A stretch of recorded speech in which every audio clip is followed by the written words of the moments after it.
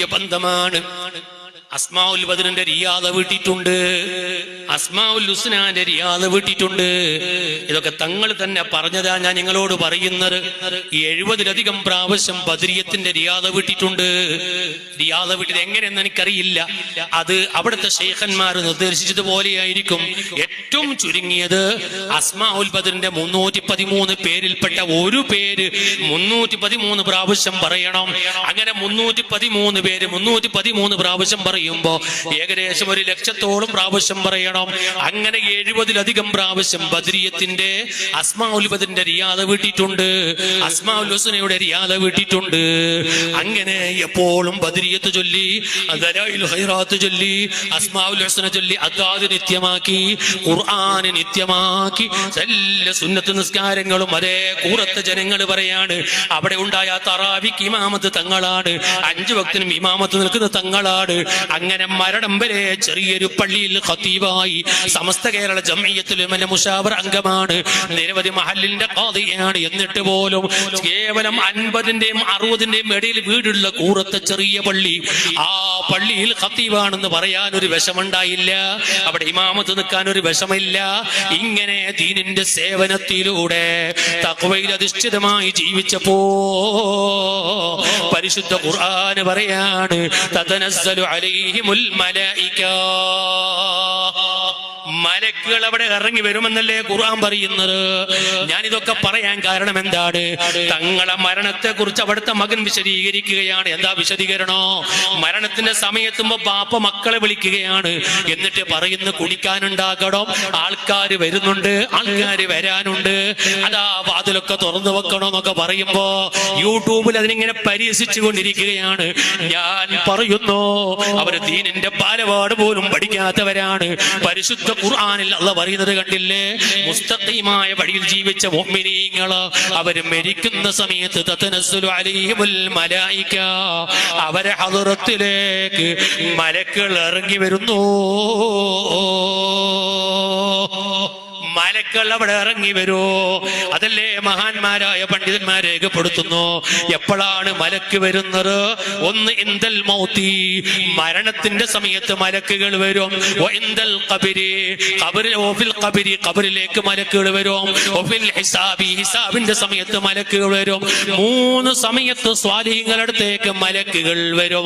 പരിശുദ്ധ ഖുർആൻ പറയുന്നു, തീർന്നില്ല.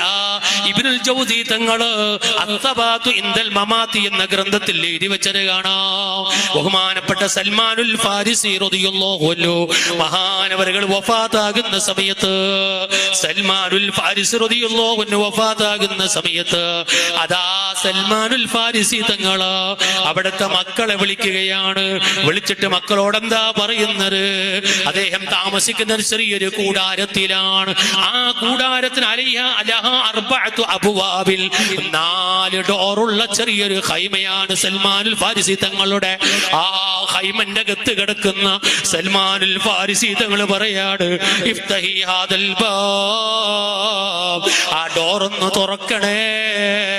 മരണത്തിന്റെ സമയത്ത് സൽമാനുൽ ഫാരിസി തങ്ങൾ പറയാണ്, ഡോറൊന്ന് തുറക്കണേ.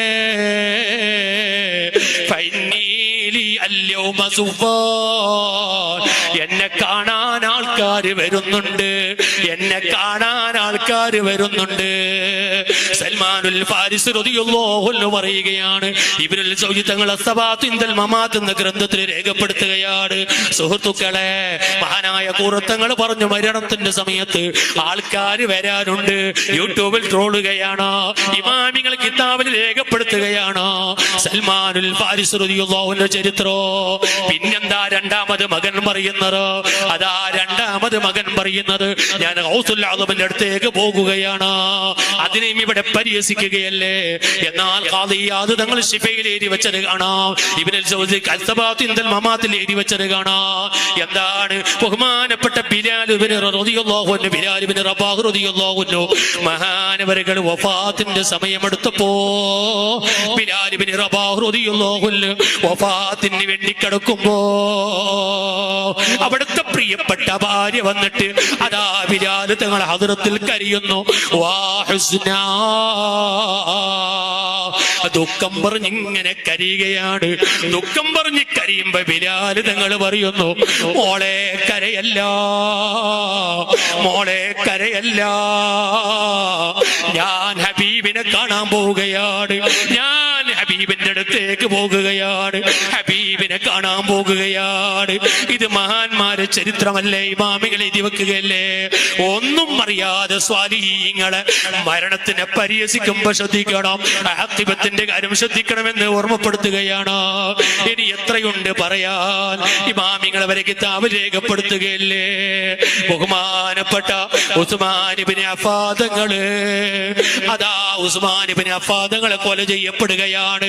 അതാ മഹാനവരുകൾ കൊല ചെയ്യപ്പെടുന്നതിന് മുമ്പ് പറയാണ്, ഇന്നി റഅയ്തു റസൂലുള്ളാഹി അൽ ബാരിഹത ഫിൽ മനാമി, ഞാൻ ഇന്നലെ രാത്രി റസൂലുള്ളാഹിനെ സ്വപ്നം കണ്ടു. എന്നിട്ടോ വറഅയ്തു അബൂബക്കറിൻ വ ഉമറ, ഞാൻ അബൂബക്കർ തങ്ങളെ കണ്ടു, ഉമർ ഇബ്നു ഖത്താബ് തങ്ങളെ കണ്ടു. അവരെല്ലാം ഇന്നലെ രാത്രി എന്നോട് പറഞ്ഞ വാക്കെന്താണ്? ഇസ്ബിർ, ക്ഷമിക്കണേ.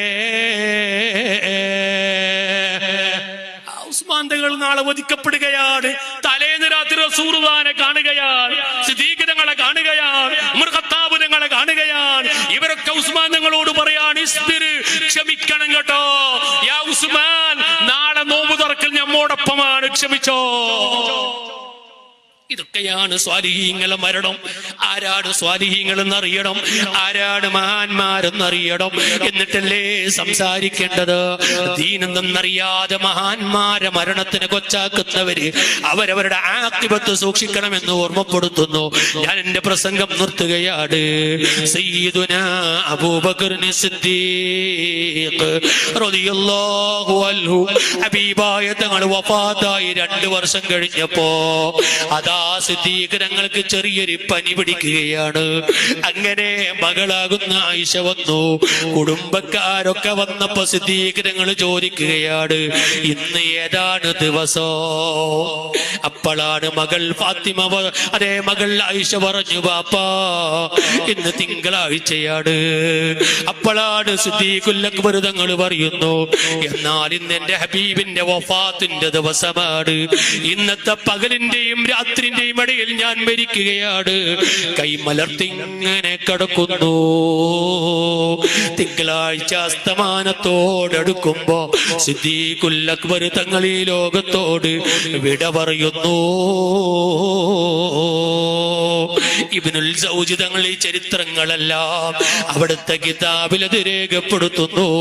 മുഅ്മിനീങ്ങളെ ആരെന്ത് പറഞ്ഞാലും നമ്മൾക്ക് കൂറത്തങ്ങൾ മരണപ്പെട്ടതുപോലെ, വളവട്ടണം സയ്യിദവറുകൾ മരണപ്പെട്ടതുപോലെ, നമ്മളെ വന്യരായ പൊസോട്ട് തങ്ങൾ ഉസ്താദിന്റെ വഫാത്ത് പോലെ അവരൊക്കെ റാഹത്തോടെ വിട്ടു പിരിഞ്ഞുപോയി. നമ്മുടെ ആഖിബത്ത് എന്തെന്നറിയില്ല, നമ്മുടെ അവസാനം എന്തെന്നറിയില്ല.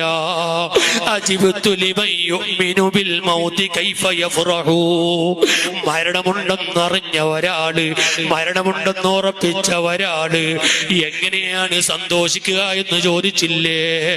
മരണം ഉറപ്പാ. ലൈവിലൂടെ വാല് കേൾക്കുന്നവര്, ഇവിടെ ഒരുമിച്ച് കൂടിയ മുഅ്മിനീങ്ങള്, പെട്ടെന്നായി സംഭവിക്കുന്ന മരണങ്ങള് അക്കടപാടുകൾ പൊരുത്തപ്പെടിച്ച് കൊടുക്കേണ്ടത് കൊടുത്ത് എല്ലാവരോടും പൊരുത്തപ്പെടിച്ച് സ്വാലിഹായ അമലുകൾ ചെയ്ത് മരണത്തിലേക്ക് ഒരുങ്ങണമെന്ന് ഓർമ്മപ്പെടുത്തി ഞാൻ എന്റെ പ്രസംഗം നിർത്തുന്നു.